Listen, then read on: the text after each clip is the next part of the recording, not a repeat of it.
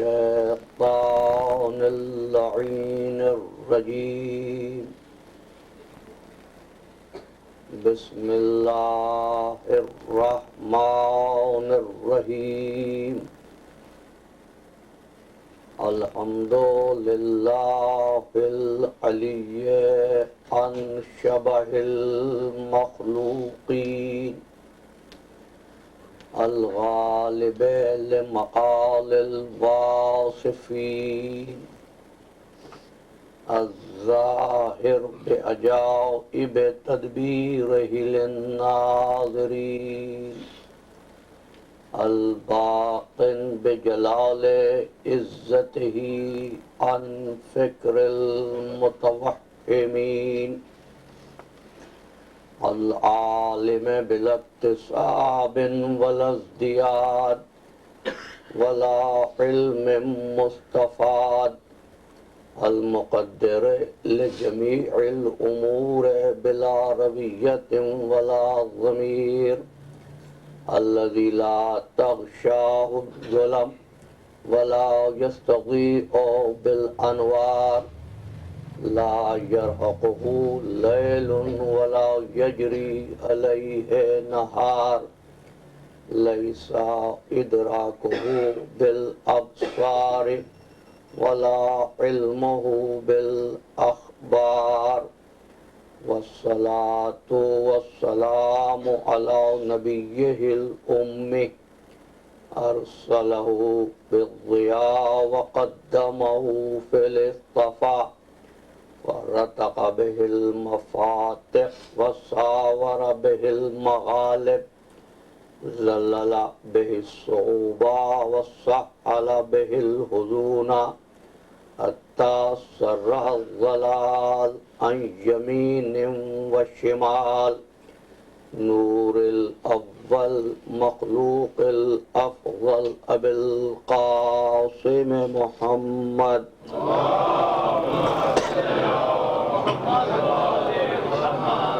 وأهل بيته الطيبين الطاهرين المعصومين المظلومين الذين أذهب الله عنهم الرجس وطهرهم تطهيرا.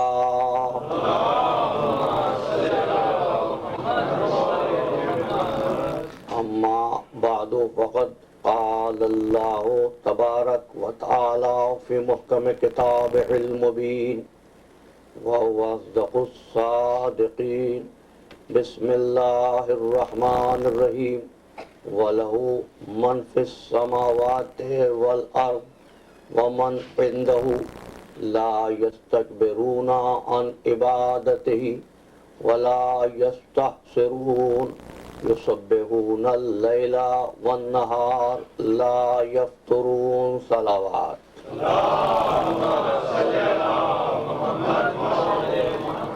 بر محمد و آل محمد بلندتر صلوات نعرہ حیدری. عزیزان محترم، جو گفتگو ہو رہی تھی اور ہم سے پہلے جو بات آپ سے کہی جا رہی تھی ان امور کو واجبات، مستحبات، مکروہات اور مباح میں تلاش نہ کرنا، اس لیے کہ واجب، حرام، مستحب، مکروہ ہوتا ہے عبادت میں، ابدیت میں نہیں. یہ ادارے اصل میں مظاہر ابدیت ہیں. احباب کہتے ہیں کہ سب کچھ ٹھیک، لیکن کیا یہ سب واجب ہے؟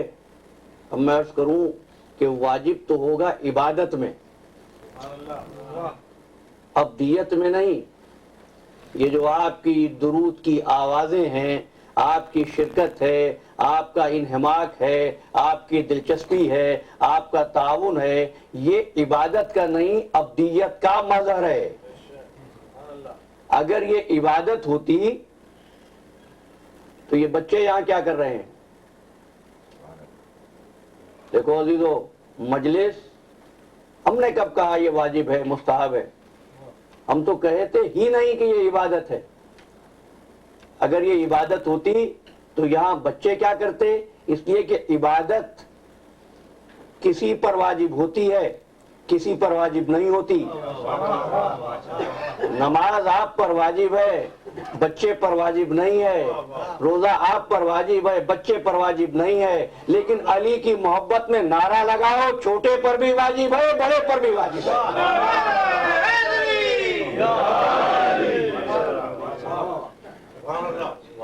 اور یہ عبدیت ہے عزیزو، عبدیت علم ہے، عبدیت نور ہے، عبدیت شرافت انسانی ہے۔ دیکھو اب ایک حدیث پڑھتا ہوں، جناب عرفان علی صاحب سامنے ہیں، اور فرمایا حضور نے اطلب العلم، بڑی توجہ رہے، میری چھٹی تقریر کا آغاز، اطلب العلم من المہد الی اللحد، علم حاصل کرو گہوارے سے قبر تک۔ یہ حدیث لکھنے والوں نے اس طرح بھی لکھی، عبادت کرو گہوارے سے لحد تک، من المہد الی اللحد۔ سوال یہ ہے کہ جو بچہ گہوارے میں ہے اس پر کون سی عبادت واجب ہو گئی ہے؟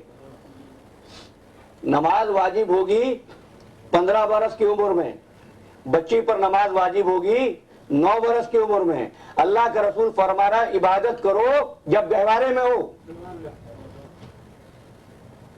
تو وہ عبادت کیا ہے عزیزان محترم؟ وہ عبادت یہی ہے کہ کوئی بھی عبادت تمہاری یاد سے محو ہو سکتی ہے،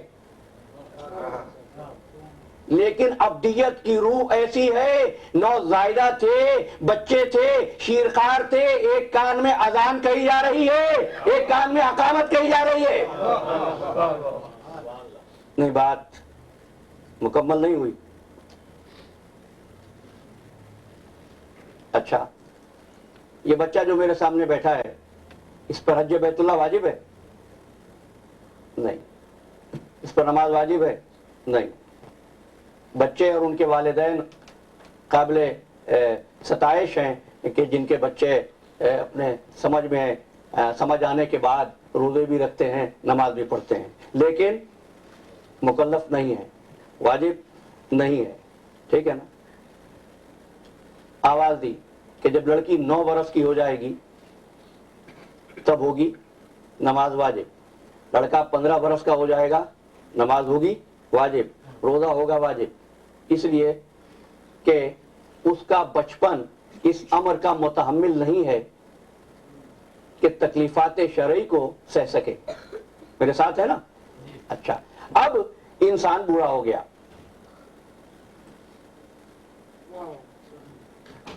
حافظے نے ساتھ چھوڑ دیا، چلنے میں بھی محتاج ہے، کوئی ہاتھ پکڑ کر چلائے۔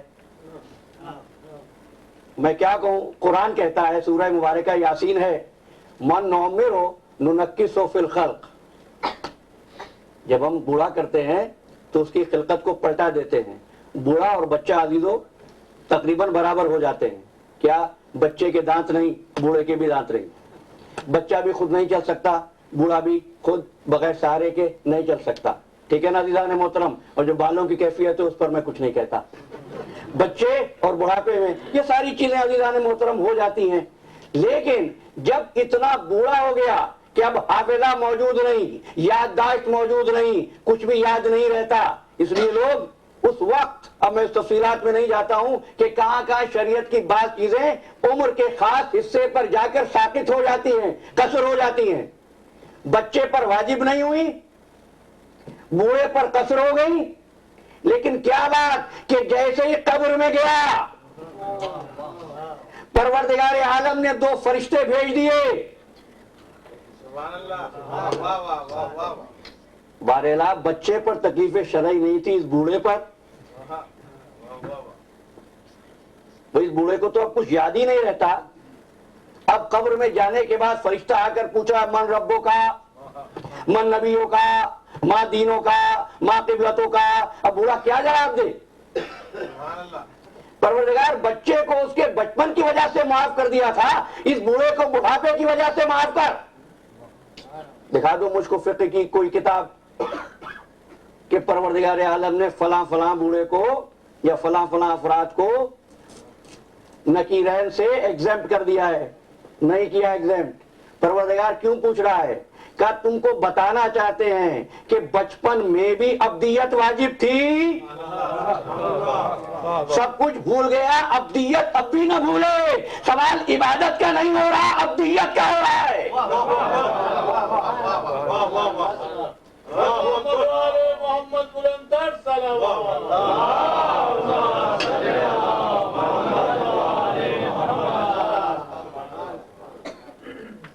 میری طبیعت، میری آواز کی خستگی، الحمدللہ آپ کی توجہات بیدار ہیں اور یہی سہارا بنتی ہیں آگے بڑھنے کا. عزیزان محترم، ایک بھی سوال نہیں ہے. نکیرین کی طرف سے نماز پڑھی تھی، روزہ رکھا تھا، حج کیا تھا، خیرات کی تھی. نے پوچھ رہا یاد ہے رب کون ہے، یاد ہے نبی کون ہے، یاد ہے تیرا قبلہ کیا ہے. کہ عزیزان محترم بتایا جا رہا ہے کہ جب تک تم عبد حقیقی نہیں بنو گے تم عابد نہیں بن سکتے. جب تک روح عبدیت نہ ملے گی تمہاری عبادت کا کوئی وزن نہیں ہوگا. تو قرآن مجید میں عبد کی بات کی، گفتگو کا آغاز کر رہا ہوں. کسی کو عبد الرحمن کہا، کسی کو عبد الرب کہا، عبد رب کہا. صرف ایک ہی ہے جس کو قرآن میں عبدہو کہا.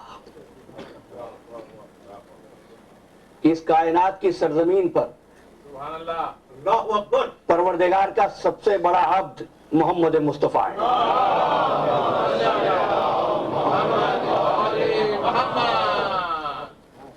وہ نور اول ہے، وہ مخلوق افضل ہے، وہ معلم عبدیت ہے، وہ جان عبادت ہے، وہ روح ایمان ہے، وہ مغز دین ہے. اب اس نے عبادت سکھائی کس کو؟ میری چوتھی تقریر اگر آپ کے ذہنوں میں ہے، فرشتوں سے آغاز ہوا تھا. فرشتے عبد تھے نا، کل کا جملہ آپ کے ذہنوں میں ہے. فرشتے عبد تھے تو اتنے بڑے سورہ انبیاء بل عباد مکرمون، عزت والے بندے بن گئے. شیطان عابد تھا نا، فَاخْرُجْ مِنْهَا فَإِنَّكَ رَجِيمٌ، رجیم بن گیا. کیا فرشتے عبادت کرتے ہیں، فرشتے نماز پڑھتے ہیں، فرشتے تسبیح و تقدیس پروردگار بجا لاتے ہیں. ہماری عبادت جو ہوتی ہے اس عبادت میں کوتاہی ہوتی ہے، کمی ہوتی ہے، نقائص ہوتے ہیں، عیوب ہوتے ہیں. فرشتوں کی عبادت تمام اغلاط سے پاک ہوتی ہے کیونکہ فرشتے معصوم ہیں. لیکن پھر بھی آپ سے ایک سوال کر رہا ہوں، یہ بتاؤ فرشتوں کی عبادت بہتر ہے یا تمہاری؟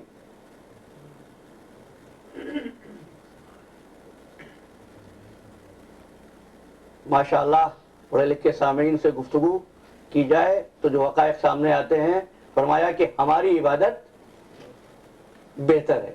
کیوں بہتر ہے آپ کی عبادت؟ مولا کائنات علی ابن ابی طالب علیہ السلام فرماتے ہیں. اور عزیزان محترم گفتگو کر رہا ہوں، کہتے ہیں ارتضیٰ نقوی نماز پر بات ہی نہیں کرتا، میں نماز پر بات کر رہا ہوں. تو عزیزان گرامی، فرشتے کی عبادت ہماری عبادت سے بہتر نہیں ہے، انسان کی عبادت بہتر ہے. میرے مولا فرماتے ہیں کہ دیکھو تمہاری عبادت میں قیام بھی ہے، رکوع بھی ہے، قعود بھی ہے، سجود بھی ہے. فرشتے کی عبادت کیسی ہے؟ سجدہ کر رہا ہے لا یرکعون، رکوع نہیں کرتا، رکوع کر رہا ہے لا یسجدون، سجدہ نہیں کرتے. جو ملک سجدے میں ہے وہ آج تک سجدے میں ہے، جو ملک رکوع میں ہے وہ رکوع میں ہے، جو قعود میں ہے وہ قیام میں نہیں ہے، جو قیام میں ہے وہ قعود میں نہیں ہے. تو کہنا یہ کہ ملک کی عبادت تمام ارکان کو لیے ہوئے کیوں نہیں ہے نا سوال؟ تو ریکال کروں. دیکھو مولا نے فرمایا فسبحنا فسبحت الملائکۃ بتسبیحنا، ہم تسبیح پروردگار کرتے تھے تو ملک نے ہم کو دیکھ کر تسبیح پروردگار سیکھی. ہم نے اللہ کی تمجید کی تو ملک نے ہم کو دیکھ کر تمجید پروردگار سیکھی.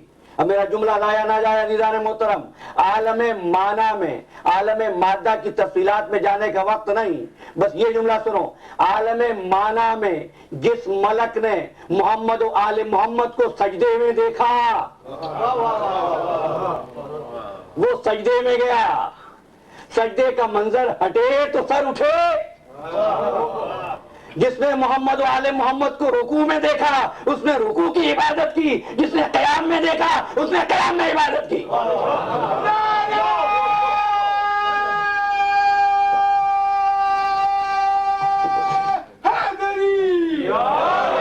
سبحان اللہ.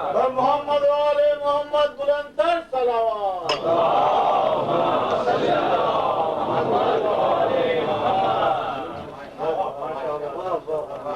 جس نے محمد و آل محمد کو عالم معنی میں، بھائی مجھے سماعتوں کے بار کا احساس رہتا ہے، ورنہ بتاتا عالم معنی میں عالم مادہ میں فرق کیا ہے. تمہارا جو ایک دن ہے نا 24 گھنٹے کا، وہاں پر 50,000 سال کا دن. تو اب انہوں نے دیکھا جس نے آل محمد کو رکوع میں، اس نے رکوع کو عبادت سمجھا. جس نے سجود کو میں دیکھا اس نے سجدے کو عبادت سمجھا. جس نے قیام میں دیکھا اس نے قیام کو عبادت سمجھا. جس نے رکوع کو دیکھا اور قعود کو دیکھا اس نے رکوع و قعود کو عبادت سمجھا. قرآن نے آواز دے دی سورہ انبیاء، وقالوا اتخذ الرحمن ولدا سبحانہ بل عباد مکرمون.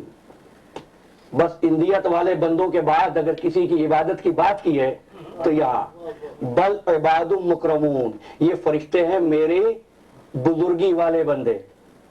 بل عباد مکرمون، تعظیم والے بندے، لائق احترام بندے. تو عزیزو ایک جملہ کہہ دوں، پروردگار تو عبد کہتا ہی اس کو ہے جو اپنی عبادت میں آل محمد کو سامنے رکھے.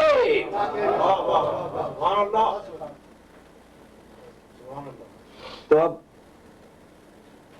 الحمدللہ سب نمازی ہیں، اور نماز کی کیا عظمت. وہ ایک ہی جملہ کافی ہے نماز کے لیے، ان قبلت ما سواہا، ان ردت ما سواہا. نماز قبول ہر عمل قبول، نماز رد ہر عمل رد. حدیث ذہن میں رکھنا، میں واپس آؤں گا. لیکن جب نماز پڑھا کرو تو سمجھ کر پڑھا کرو کر کیا رہے ہو. ایسا نہ ہو پتہ ہی نہ چلے. نماز کو نماز سمجھنا طبعی ورزش نہیں، نماز کو عبادت سمجھنا عادت نہیں. عزیزان گرامی، جو عادت بن جائے نا وہ عبادت نہیں ہوتی. نماز کو عبادت سمجھ کر کرو، سمجھ کر کرو. نماز میں کیا کرتے ہو؟ میں نماز پہ گفتگو کروں. کیا ہے نماز؟ دیکھو 5 چیزیں ارکان نماز ہیں. ان 5 میں سے ایک بھی جائے نا تو نماز جائے. چلو گرنا شروع کرو. پہلی چیز قیام. پہلی چیز قیام، کھڑے ہوئے. قیام کس نے کیا تھا؟ قیام کا مطلب ہوتا ہے باطل کے خلاف حق کا علم لے کر کھڑے ہونا. قیام مخصوص ہے، مختص ہے نبی سے. پھر کیا ہے دوسرا؟ رکوع. رکوع کو رکوع اس لیے کہتے ہیں کہ رکوع واسطہ ہوتا ہے قیام اور سجدے کے درمیان. رکوع واسطہ ہوتا ہے قیام اور سجدے کے درمیان. جس کو مخلوق و خالق کے درمیان واسطہ بنایا اس سے رکوع میں انگوٹھی زکات میں عطا کرا دی. جملے کام آئیں گے. رکوع. اس کے بعد اگر آدمی جنگ نہ کرے، جو جنگ کرے اس کو کہتے ہیں مجاہد.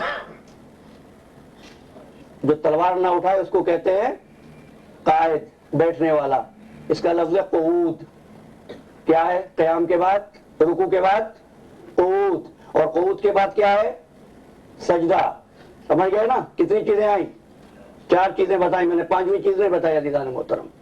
اب سننا، اگر قیام کی کوئی مجسم شکل ہو سکتی ہے،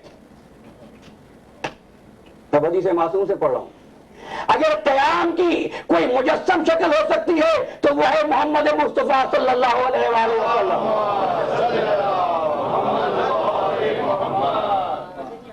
ہے اگر قیام مجسم ہو تو کون ہے؟ محمد. اب پڑھ لینا کتب تفسیر اہل بیت. کہتے ہیں قیام کیا ہے؟ ہوا رسول اللہ. رکوع کیا ہے؟ ہوا امیر المومنین علی ابن ابی طالب علیہ السلام. قعود کیا ہے؟ ہوا حسن المجتبی علیہ السلام. میرے جملوں سے ملاتے جانا جو تفصیل دے رہا ہوں آپ کو. اور سجدہ کیا ہے؟ ہوا امام حسین علیہ السلام. وہ حسین. 4 چیزیں آ گئی نا. 5واں رکن کیا ہے؟ تسبیحات رکن نہیں ہے، تسبیحات مستحب ہیں. 5ویں چیز کیا ہے عزیزان محترم؟ 5ویں چیز ہے نیت. اب ایک سوال کروں، وہ قیام بھی صحیح، رکوع بھی صحیح، قعود بھی درست، سجدے میں بھی خامی نہیں، اگر نیت میں خلل ہے، اب نہ رکوع نہ سجدہ نہ قعود.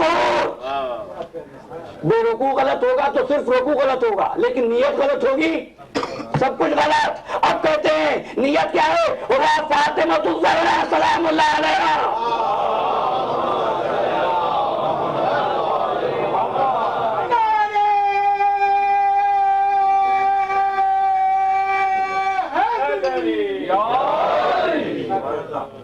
نیت کون؟ فاطمہ زہرا. کہ اگر فاطمہ زہرا غضبناک ہوئی نہ رسول سے محبت کام آئے گی، نہ علی سے محبت کام آئے گی، نہ حسن سے محبت کام آئے گی. آج سمجھے اس حدیث کو کہ جس نے فاطمہ کو غضبناک کر دیا،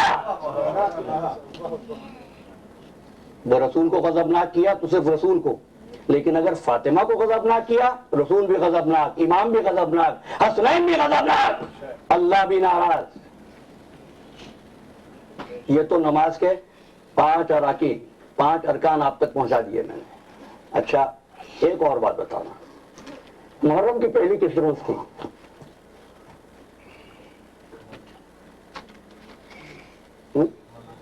پیر کو. منگل کو کیوں نہیں تھی؟ آسان سی بات پوچھ رہا ہوں، کوئی فلسفے کا سوال تو نہیں کیا. چاند 1 دن پہلے ہو گیا تھا، چاند 29 کو ہو گیا تھا. اچھا جو عید الفطر تھی رمضان کے بعد والی عید، وہ بدھ کے روز تھی. کیوں؟ چاند 29 کا ہو گیا تھا. حج جو تھا وہ 1 دن اس لیے تھا کہ چاند نظر آ گیا تھا. عزیزان گرامی، تمہاری تمام عبادتیں، نماز پر بات کر رہا ہوں، تمہاری ہر عبادت چاند دیکھ کر ہوتی ہے. نماز واحد عبادت ہے. میں توجہ کرنا، کسی منزل پہ لے کے جاؤں گا. نماز واحد عبادت ہے جو چاند دیکھ کر نہیں ہوتی، سورج دیکھ کر ہوتی ہے.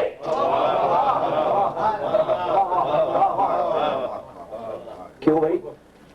ساری عبادتیں چاند کی، نماز سورج کی. کیوں عزیزو؟ چاند کا ایک چکر، چاند کا ایک سرکل، چاند کا ایک سائیکل پورا ہوتا ہے 27.5 دنوں میں، 27.5 دنوں میں. اور سورج کا 24 گھنٹے کے اندر جو ساتیں بن جاتی ہیں دن میں. جتنی مرتبہ سورج نظر آیا، سورج کمال پہ پہنچا، سورج ڈوبا، نماز. اور بار بار کہا اقیموا الصلاۃ، نماز پڑھو. آتو زکات. کسی عبادت کی، کسی اور عبادت کی اتنی اہمیت نہیں بتائی جتنی اہمیت نماز کی بتائی. نماز کے لیے فرمایا ان قبولت ماسرا، ان ردت ماسرا. یہ نہیں کہا جس نے نماز نہیں پڑھی اس کی کوئی اور عبادت بھی نہیں لوں گا. یہ پڑھنے کی بات نہیں ہے، قبول ہونے کی بات ہے. پڑھنے کی بات نہیں ہے، قبول ہونے کی بات ہے. تو بتا دو قبولیت نماز کی شرط کیا ہے؟ امام شافعی کہتے ہیں لم یصلوا علیکم لا صلاۃ لہ، جس نے آپ پہ درود نہیں بھیجا.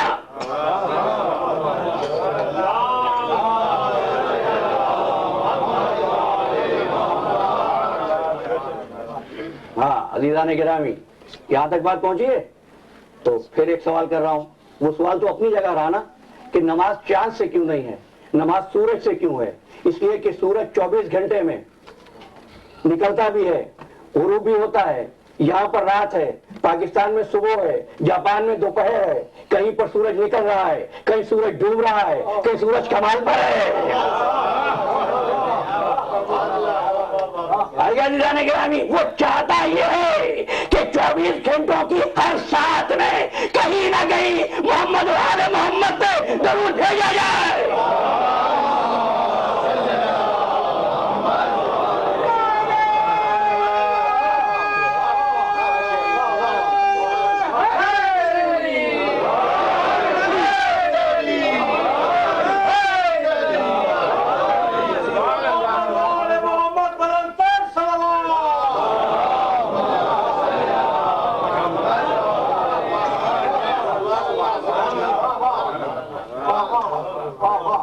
الحمدللہ بات آپ تک پہنچی. تو کیا فرمایا؟ نماز کی بات کر رہے ہو نا؟ نماز تم پڑھو، میں نہیں پڑھوں گا. پروردگار فرما رہا ہے نماز پڑھو تم، میں نہیں پڑھوں گا. روزہ تم رکھو، میں نہیں رکھوں گا. حج تم کرو، میں نہیں کروں گا. زکات تم دو، میں نہیں دوں گا. درود تم بھی پڑھو، میں نہیں پڑھتا ہوں.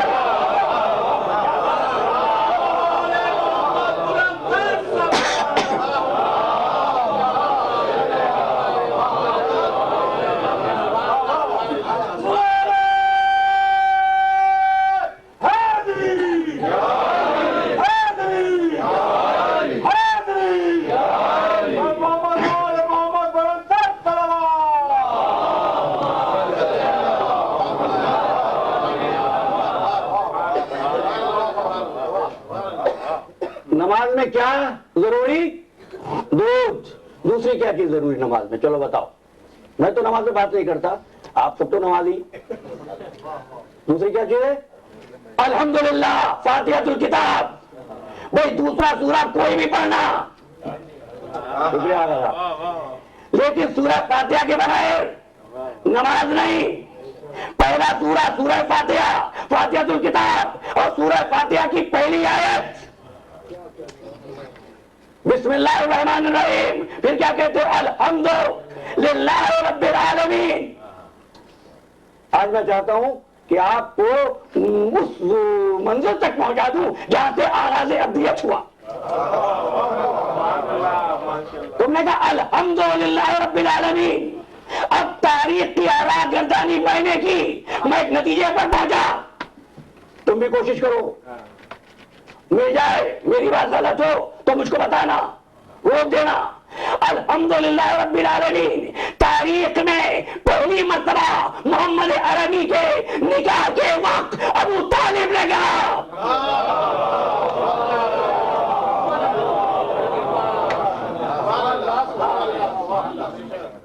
تم نے الحمدللہ کہاں سے پڑھی ہے؟ قرآن سے. ابو طالب کہاں سے پڑھ رہا تھا؟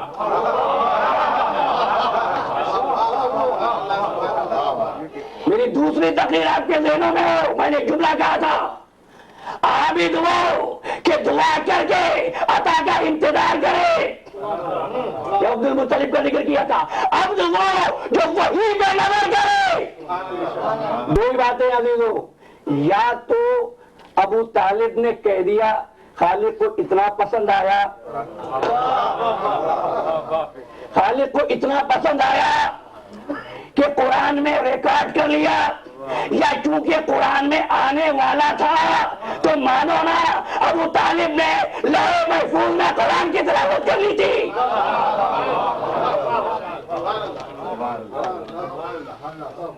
کون ہے ابو طالب؟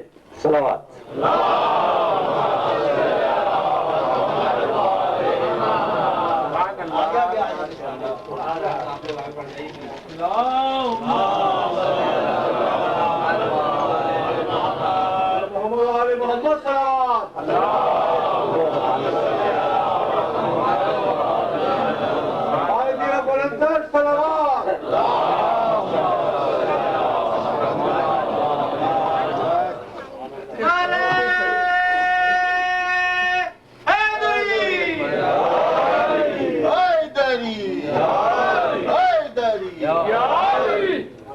ابو طالب بھائی،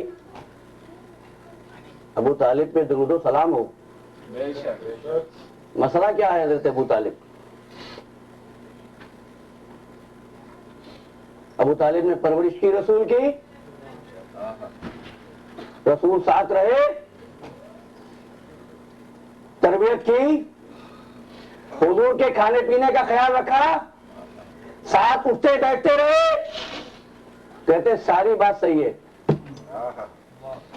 بس کلمہ نہیں پڑھا تھا، ہے نا؟ اچھا، صلوات پڑھ دیے۔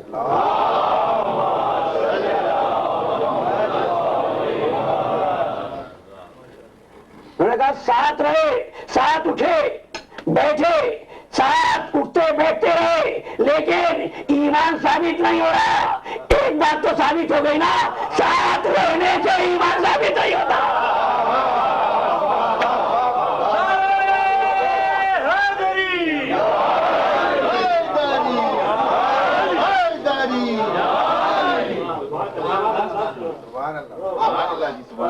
عزیزان گرامی، اب ایک بات اور کہہ دوں، دل چاہ رہا ہے کہوں، ہے سننا چاہتے؟ ابو طالب کا لقب ہے بیضۃ البلد۔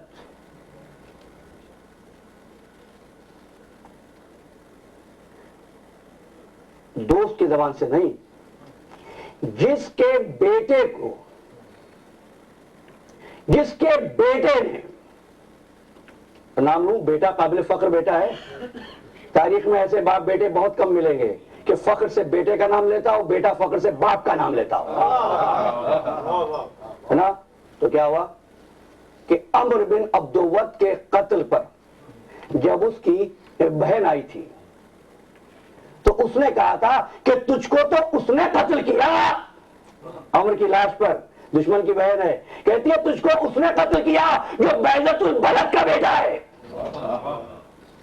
اب پڑھو تاریخ، بیضۃ البلد کا مطلب نکالو، ذرا لغات کھول لو، کیا مطلب بیضۃ البلد؟ قاموس، منجد، اتنی لغات ہیں، ڈکشنریز ہیں، اس میں دیکھنا۔ کہتے ہیں بیضۃ البلد شہر کا سب سے بڑا آدمی، پھر کہتے ہیں بیضۃ البلد وہ شہر جس میں ضرورت کی ہر چیز ملتی ہو۔ یہ ضرورت کی چیزیں کیا ہے تمہاری؟ گفتگو ابدیت اور عبادت پر ہے نا، تو بتانا عابد کی ضرورت کیا ہے اور عبد کی ضرورت کیا ہے۔ یہ نہیں کہنا کھانا ملتا ہو، کھانا تو جانور بھی کھاتا ہے بھائی،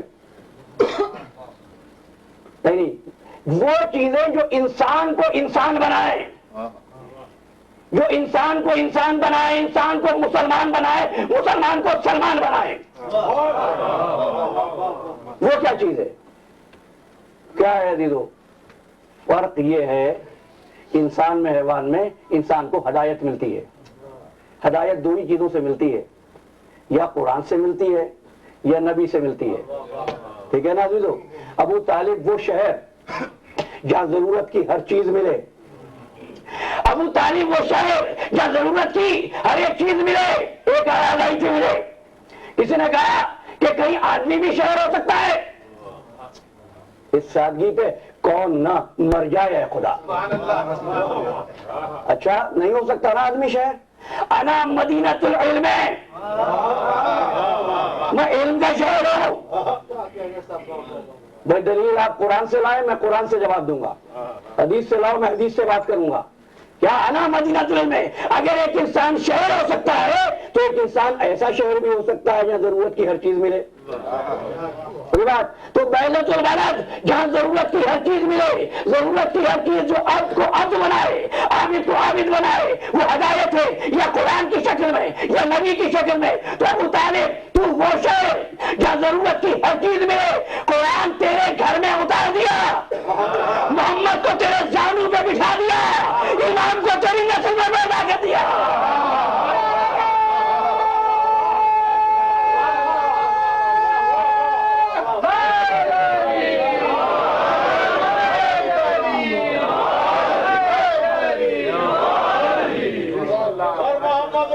محمد بلند صلوات.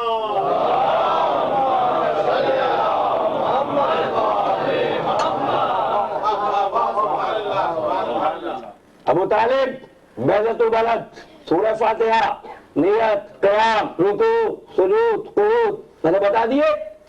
تو پھر واپس آ جاؤ نماز کی طرف. نماز میں رکعتیں کتنی ہیں؟ بڑی عجیب بات ہے نا. 2 4 4 3 4 یہی ہے نا. فجر میں 2، ظہر میں 4، عصر میں 4، مغرب میں 3، عشاء میں 4. کھول لو کتاب علل الشرائع، عام ملتی ہے، اردو میں ترجمہ ہو چکا، مولانا حسن امداد نے کیا ہے. علل الشرائع شیخ صدوق کی کتاب ہے.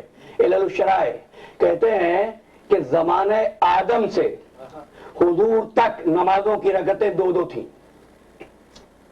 کانت من زمانت الآدم الى زمانتی مسنا مسنا، تمام نمازوں کی رکعتیں 2 تھیں. یہ 4 4 کیسے ہوئی؟ تو فرماتے ہیں جس وقت علی مرتضیٰ پیدا ہوئے تو حکم ہوا کہ شکرانے میں 2 رکعتیں ظہر میں بڑھا دو. جب فاطمہ الزہرا پیدا ہوئی تو حکم ہوا شکرانے میں مغرب میں 1 رکعت بڑھا دو.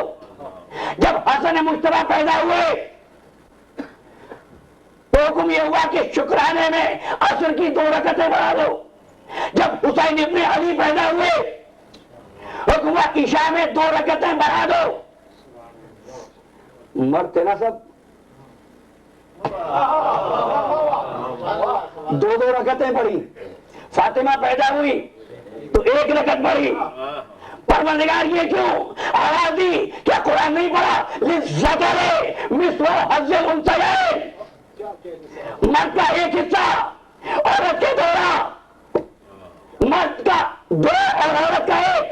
للذکر مثل حظ الانثیین، ٹھیک ہے نا؟ یعنی عورت کے 2 حصے برابر ہوں گے مرد کے 1 حصے کے. مرد کا حصہ ڈبل ہے. اس لیے علی پیدا ہوں 2 رکعتیں پڑھیں، حسن پیدا ہوں 2 رکعتیں پڑھیں، حسین پیدا ہوں 2 رکعتیں پڑھیں، لیکن فاطمہ الزہرا پیدا ہو 1 رکعت پڑھے. پروردگار انصاف نہیں ہوا. کہ تو کیا جانے مسئلے کو؟ عبد بن کے سوچ، رضی اللہ عبد بن کے سوچنا. جتنی 4 رکعت کی نمازیں ہیں جب سفر کرو گے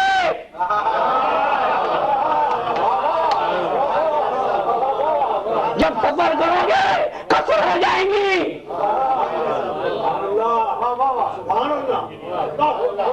لیکن وہ نماز جو شکرانے فاطمہ میں ہے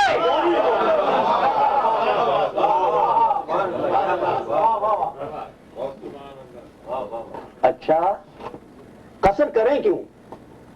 اگلا سوال. میں نماز پر بات کر رہا ہوں میں تو آج. قصر کریں کیوں؟ یہ بھی سمجھ لیجئے مسئلہ. کیوں کریں قصر؟ وہ اس زمانے کے لیے ٹھیک تھا، لوگ اونٹ پر سفر کرتے تھے، جانور پہ سفر کرتے تھے. آج تو تیز رفتار سواریاں. آج کیوں؟ کہا نہیں تب بھی نماز قصر ہوگی. بس یہ نصیحت یاد رہ جائے گی آپ کو انشاءاللہ. آج بھی نماز قصر ہوگی کیونکہ ہم نے قصر نماز کا حکم زمانے پر نہیں دیا، انسان کے لیے دیا ہے. جس دور میں بھی ہو، خوف ہے، نہیں ہے نماز قصر، اور اگر کہیں نماز قصر ہو تم پوری پڑھو تو عبادت نہیں ہے، جان لو، اس لیے کہ عبادت رکعتیں بڑھانے کا نام نہیں، حکم الہی کی تعمیل کا نام ہے۔ ٹھیک، سبحان اللہ، محمد آل محمد صلوات۔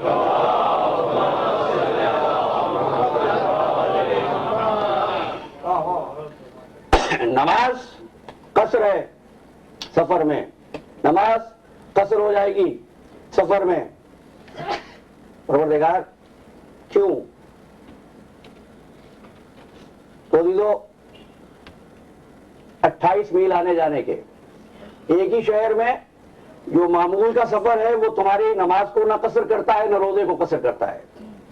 تقلید کا مسئلہ میرا عنوان نہیں ہے، میں تو صرف یہ کہہ رہا ہوں جب سفر کی شرعی حد ثابت ہو جائے نماز قصر، خواہ جہاز پہ سفر کرو، کار پہ سفر کرو، خواہ پیدل جاؤ، فاصلہ ہوا نماز قصر۔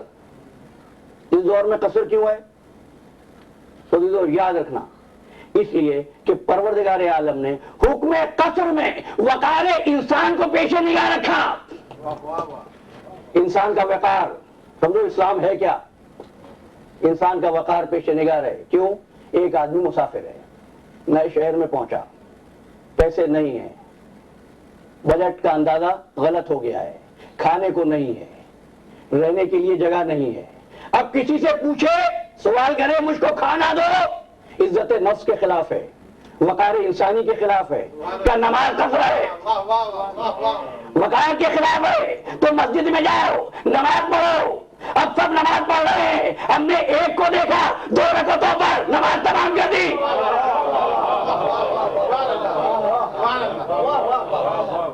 ہمیں پتہ چل گیا یہ مسافر ہے، بھئی اس کا وقار بھی رہ گیا، آپ کے علم میں بھی آ گیا۔ اب جب پتہ چل گیا جس کو تو اس پر واجب ہے معلوم کرے، کھانے کے لیے کھانا ہے، رہنے کے لیے گھر ہے۔ یہ قصر نماز، خیال رکھو، مسافر کا خیال رکھو، مسافر کا خیال رکھو۔ اب جانتے ہو باجماعت نماز کی فضیلت زیادہ کیوں ہے؟ اسی لیے ہے، تو معلوم ہو گیا مسافر ہے۔ اب جس کو معلوم ہو گیا اس پر شرعاً واجب ہے کہ اس سے پوچھے بھائی تیرے پاس رہنے کے لیے کوئی جگہ ہے، تیرے پاس سفر کرنے کے لیے سواری ہے، تیرے پاس زیادہ راہ ہے، تو اس کو کھانا دو۔ کس کو؟ ایک عام مسلمان کو بھی، ایک عام مسلمان کو اگر وہ مسافر ہو۔ اب ایک بات کہوں، ایک مسافر بھی ہو، غریب بھی ہو، 3 دن کا پیاسا بھی ہو، اس کے خیموں سے آواز بھی آ رہی ہو اللہ تک اللہ تک، مجھے بتاؤ کیا فرض ہے مسلمان کا؟ ہاں، کربلا میں سب سیراب ہو رہے تھے، لیکن محمد کے نواسے کے خیموں سے اللہ تک کی سزا آ رہی تھی۔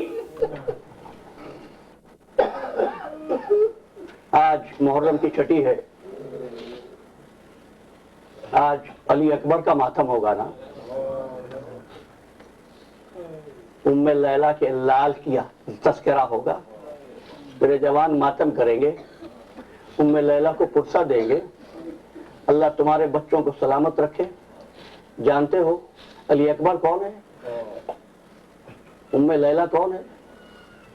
سنو، ایک روز امام حسین علیہ السلام سے ام لیلہ کہنے لگی، مولا اس کائنات میں مجھ سے زیادہ خوش نصیب کون ہوگا؟ مولا پوچھتے ہیں ام لیلہ کیا اس بات پہ فخر کر رہی ہو کہ تم فاطمہ کی بہو ہو؟ کہ مولا یہ کیسا فخر ہے، بہویں تو اور بھی ہیں۔ کہ ام لیلہ پھر کس بات پہ فخر ہے؟ کہ مولا میرا بیٹا ہم شکل پیغمبر ہے۔ ہے نا فخر کی بات؟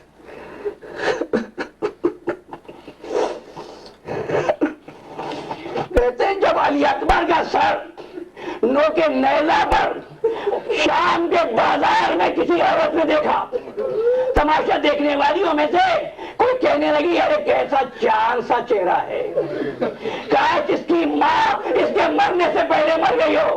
ये आवाज सुनी उम्मे लैला ने आवाज दी, क्या कहती है, मैं वो बदनसीब हूँ।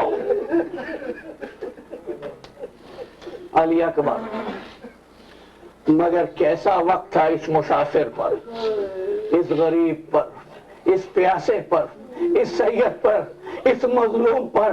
कहने लगा तकद्दम वलदी या बुनैया अली अकबर, तुम मरने के लिए जाओगे।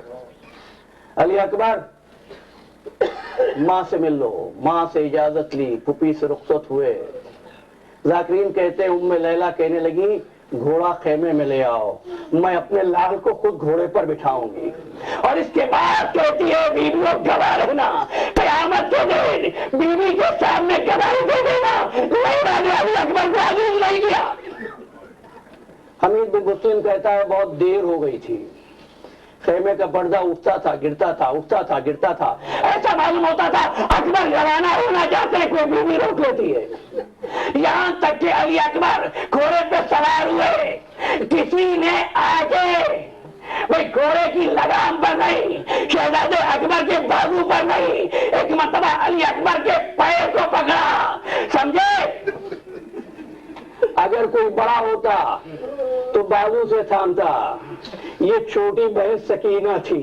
भैया जा रहे हो, एक मर्तबा अपने पैर को रकाब से निकाल लो भैया, मैं जहमत नहीं देती कि घोड़े से उतरो, अपने पैरों को आंखों से लगाने दो, शाम तक सकीना याद कर करके रोएगी अकबर के पांव को चूमा था।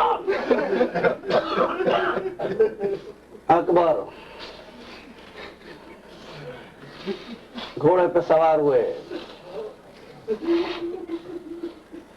मैदान की तरफ चले गए। अब मंजर क्या है अज़ादारो, अली अकबर जब तक नजर आते रहे हुसैन देखते रहे, लेकिन जब जहरा का चांद शाम के बादलों में घिर गया तो हुसैन खैमे के दरवाजे पर कुर्सी बिछाकर बैठ गए। बड़े हौसले से उतना ही पढ़ूंगा जितनी चोट आप बर्दाश्त कर सको। सुनो,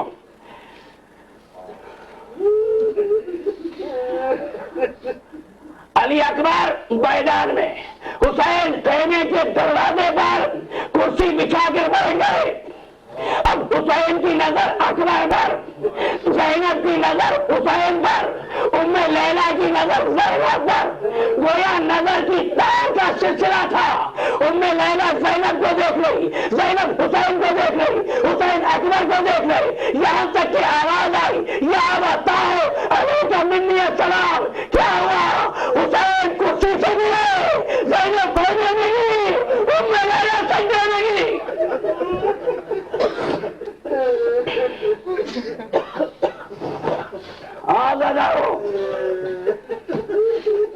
सुन लो, पुरसा दे लो, ना मालूम जिंदगी रहे ना रहे। हुसैन कुर्सी से गिरे। अब रवायत के अल्फाज पढ़ रहा हूं, बड़े हौसले से सुनना।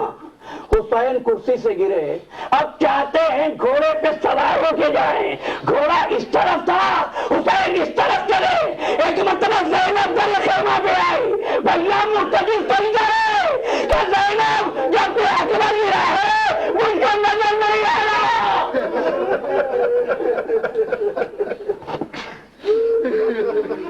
सुनो, जिस तरह माजूर को हाथ पकड़ कर रास्ता दिखाते हैं ना, ज़ैनब ने हुसैन का हाथ पकड़ा और कहा भैया इस तरफ चले जाओ, अकबर मिल जाएगा। अली अकबर तुमको पुकारेगा, तुम पहचान लोगे। सबकी लाश पर हुसैन घोड़े पे सवार होके आए, अली अकबर की लाश पर पैदल आए, कहते जाते थे अकबर मुझे आवाज दो। हमारे एक आलिम गुजरे हैं, बैरुल उलूम थे वो, मुज्तहिद थे वो, आलिम थे वो, बेहतरीन खतीब थे वो। हरम हुसैन में शहादत अकबर पढ़ रहे थे और शहादत पढ़ते हुए, मसाइब पढ़ते हुए एक जुमला का आका बैरुल उलूम ने, सुनोगे, कहने लगे जालिम ने अकबर के सीने पर वार किया। बस इतना था, मैं میں نے کچھ پڑھا ہے، تمہاری رونے کی حالیں جب علوم نے پڑھا سامعین تھانے مار کے رونے لگے۔ ایسے میں خدام دوڑتے ہوئے علوم کے پاس آئے، آگے کہتے ہیں سید اتر ہے ممبر سے۔ علوم کہتے ہیں کیا بات کرتے ہو، میں غلط روایت نہیں پڑھ رہا۔ خدام کہتے ہیں ہمیں نہیں خبر، صحیح ہے یا غلط ہے، جب تک تو نے پڑھا ہے ذریعہ